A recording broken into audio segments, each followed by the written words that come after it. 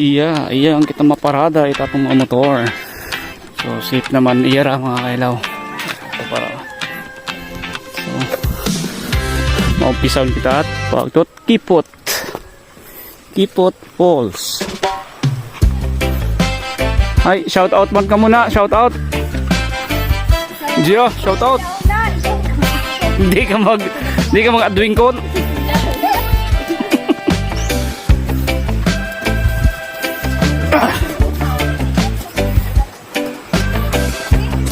Kung gagto gali ka po yung mga kailaw, dapat hiwa kamot mga rayuma, kamot mga gout.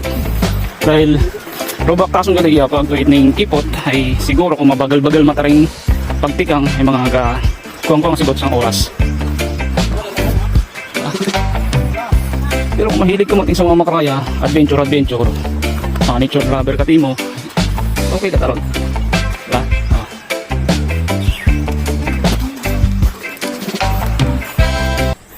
Diba? Diba?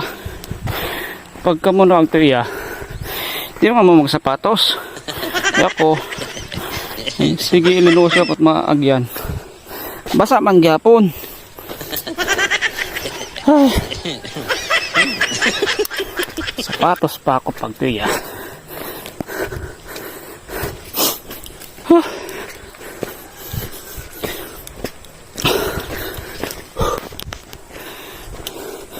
Dapat mga agto ka mo iya ay agahon pag kita ka mo mga 6 AM. So bumiyahe na kayo papunta rito, diba? Kasi mainit, so ngayon